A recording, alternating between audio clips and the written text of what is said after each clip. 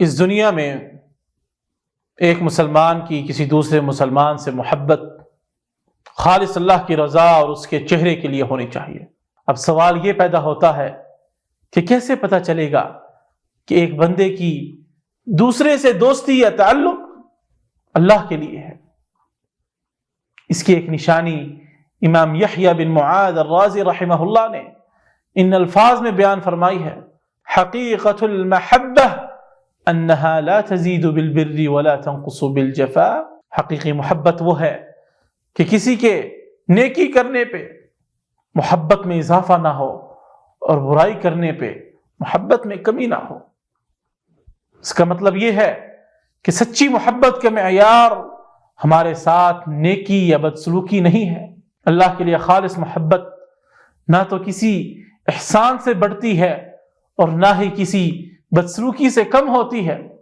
یہ ایسی محبت ہے جو دنیاوی غرض و غایت سے پاک ہوتی ہے۔ محبت کی یہ حقیقت ہمیں اس بات پر ابھارتی ہے کہ ہماری دوستی، ہمدردی اور تعلقات ذاتی مفادات سے آزاد ہونے چاہیے۔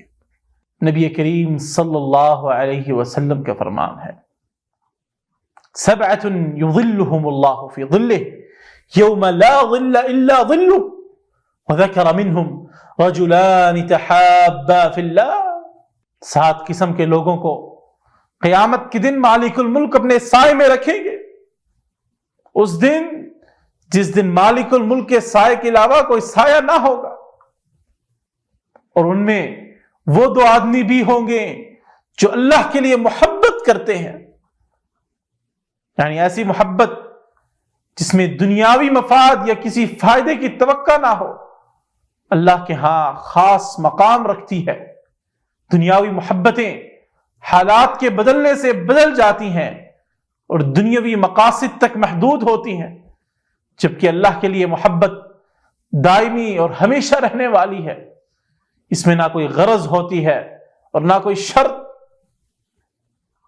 شیخ الاسلام ابن تیمیہ رحمہ اللہ نے فرمایا کہ جو محبت اللہ کے لیے ہو وہی باقی رہتی ہے اور ہر دوسری محبت کا زوال ہو سکتا ہے۔ اللہ تعالی ہمیں اپنی محبت اور اپنے دین کے لیے محبت کی توفیق عطا فرمائے اور ہمارے دلوں کو اخلاص سے بھر دے۔